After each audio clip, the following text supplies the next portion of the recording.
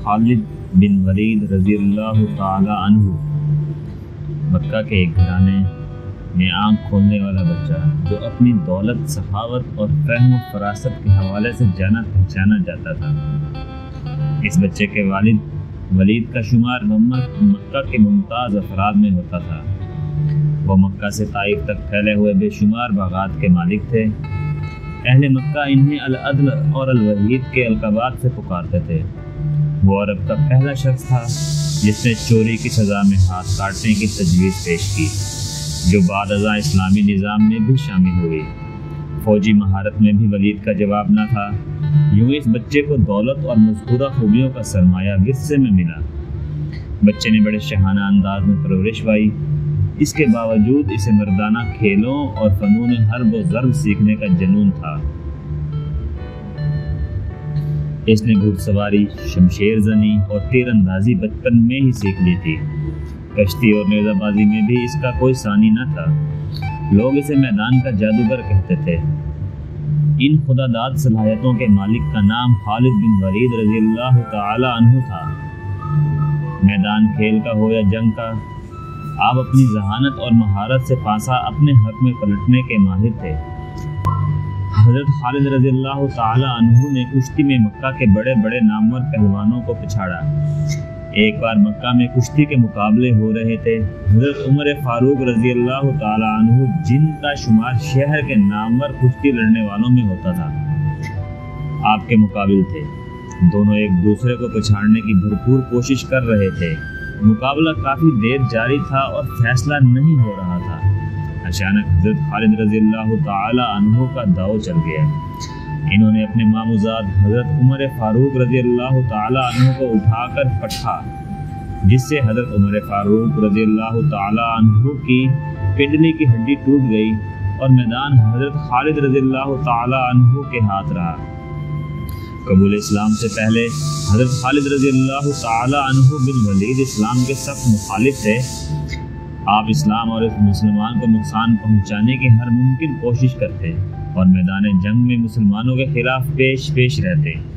जंग अहद में फतह याब मुसलमानों को शदीद नुकसान पहुंचाने वाले खालिद रज़ी अल्लाह ताला अन्हु ही थे। जहानत, हाजिर दिमागी हालात का तज्जिया करने और जंगी हिकमत अमली में आप रज़ी अल्लाह ताला अन्हु को कमाल हासिल था। इस जहानत, मामला फहमी और जंगी सूझबूझ ने हज़रत खालिद बिन वलीद रज़ी अल्लाह ताला अन्हु को कुछ अरसे से अजीब जहनी कश्मकश में मुब्तला कर रखा था। ये सन 628 का मौसम बहार था। पौधों पर कलियां फूल बनकर खिल रही थीं। बाजारों में रौनक बढ़ रही थी। हज का ज़माना करीब आ रहा था, इसीलिए आधी दुकानों और ठेलों ने शहरी चहल पहल बढ़ा दी थी। लेकिन अजीब बात थी कि इस बार बनी मखजूम का शहजादा खालिद बिन वलीद कुछ उदास और खोया था। वो शहर में मुनाकिद होने वाले जिस्मानी और जंगी खेल तमाशों के मुकाबले से बिल्कुल लाताल्लुक था, जिनमें वो हमेशा बढ़ चढ़ कर हिस्सा लेता था। इसकी सोच का महवर इस्लाम की रोज़ बढ़ती हुई ताकत थी। हज़रत खालिद बिन वलीद रज़ी अल्लाह ताला अन्हु इस सोच में मुब्तला थे कि अब तक इस्लाम के मुखालिफिन ने मुसलमानों को मैदान जंग में 28 बार ललकारा है, लेकिन अपनी तमाम तर अददी बरतरी और बेहतर जंगी साजो सामान के बावजूद जो जिल्लत उठाई, कभी आपके जहन में जंग बदर का नक्शा भरने लगा, जब मामूली हथियारों से लैस 313 मुसलमानों ने अबू जहल के लश्कर को शिकस्त फाश से हमकिनार किया था। कभी जंगे ओहद में मुसलमानों की साबित कदमी और जानिसारी आपकी आंखों में फिरने लगती, तो कभी हज़रत खालिद रज़ी अल्लाह ताला अन्हु चश्म तसव्वुर से मक्का के नाकाबिल शिकस्त पहलवान अज़कार को रसूलुल्लाह सल्लल्लाहु अलैहि वसल्लम के हाथों खाक चाटते हुए देखते। आपका जहन और तजर्बा बेसर समान मुसलमानों की इन अजीम फतूहात को समझने से कासिर था।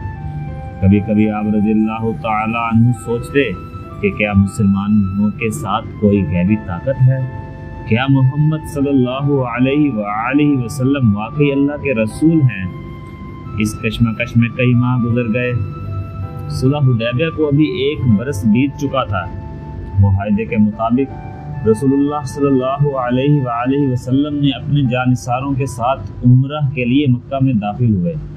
हज़रत खालिद बिन वलीद الجھے ذہن کے ساتھ مکہ سے نکل گئے تاکہ وہ شہر میں مسلمانوں کے داخلے کا منظر نہ دیکھ سکیں۔ مکہ میں 3 روز قیام کے دوران نبی کریم صلی اللہ علیہ وآلہ وسلم نے خالد بن ولید کے بھائی ولید سے فرمایا، افسوس خالد میرے پاس نہیں آیا، اگر وہ آتا تو ہم اس کا پرتپاک خیر مقدم کرتے۔ خالد جیسے شخص کو اسلام سے دور نہیں رہنا چاہیے۔ ایک دوسری روایت کے مطابق رسول اکرم صلی اللہ علیہ وآلہ وسلم نے خالد بن ولید کے قبول اسلام کے لیے دعا بھی فرمائی تھی۔ حضرت ولید نے اپنے بھائی کو بہت ڈھونڈا لیکن ان کا کچھ پتہ نہ چلا۔ آخر ولید نے اپنے بھائی کے نام ایک خط لکھ کر ایک شناسہ کے حوالے کیا اور درخواست کی کہ جب خالد آئیں تو یہ خط ان کو پہنچا دیا جائے۔ دوسری طرف خالد بن ولید کے دل کی کیا حالت تھی اور بھائی کے خط نے کیا کمال دکھایا، اس حوالے سے خود حضرت خالد بن ولید رضی اللہ تعالی عنہ فرماتے ہیں، میں اکثر سوچا کرتا تھا کہ مجھے پیغمبر اسلام صلی اللہ علیہ وآلہ وسلم کے خلاف ہر جنگ اور ہر محاذ پر ناکامی کیوں ہوتی ہے۔ پھر آہستہ آہستہ میرے دل میں یہ خیالات تقویت پکڑتا چلا گیا کہ کوئی غیبی طاقت میرے دل میں محمد صلی اللہ علیہ وآلہ وسلم کے لیے جگہ بنا رہی ہے۔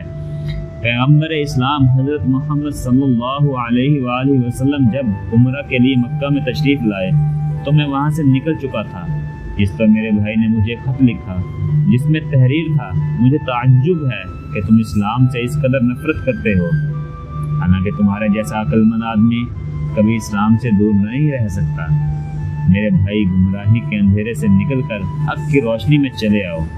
بھائی کا خط پڑھ کے میرے دل کی حالت بدل گئی اور میں رسول اللہ صلی اللہ علیہ وآلہ وسلم کے حضور میں حاضر ہو کر اسلام قبول کرنے کو بےتاب ہو گیا۔ حضرت خالد بن ولید کے دل کو کسی پل چین نہیں تھا۔ آپ نے مکہ کے کئی بااثر افراد کو حال دل سنایا لیکن کسی نے اسلام قبول کے حوالے سے آپ کی حوصلہ افزائی نہیں کی۔ پھر آپ نے دل کا حال حضرت عثمان رضی اللہ تعالی عنہ بن طلحہ کو سنایا۔ وہ قبول اسلام کے لیے آپ رضی اللہ تعالی عنہ کا ساتھ دینے پر راضی ہو گئے۔ یوں حضرت خالد رضی اللہ اور حضرت عثمان رضی اللہ حضور کریم صلی اللہ علیہ وآلہ وسلم کی خدمت میں حاضر ہونے کے لیے مکہ سے مدینہ روانہ ہو گئے۔ راستے میں ہدہ کے مقام پر ان حضرات کی ملاقات حضرت عمر بن العاص سے ہوئی جو حبشہ سے آ رہے تھے۔ انہوں نے حضرت خالد بن ولید سے پوچھا، ابو سلیمان کہاں کا ارادہ ہے؟ حضرت خالد نے بتایا کہ وہ قبول اسلام کے ارادے سے مدینہ جا رہے ہیں۔ حضرت عمر بن عاص نے بتایا کہ وہ بھی یہی ارادہ رکھتے ہیں۔ چنانچہ 628 کا دن اسلامی تاریخ میں بے حد اہمیت رکھتا ہے۔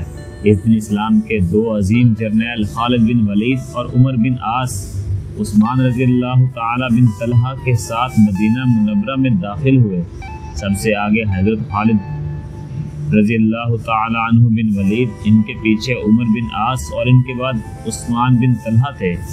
حضور کریم صلی اللہ علیہ وآلہ وسلم نے انہیں دور سے آتے دیکھا تو تبسم سے فرمایا اور اس وقت تک مسکراتے رہے جب تک یہ تینوں حضرات آپ صلی اللہ علیہ وآلہ وسلم کے پاس نہیں پہنچ گئے۔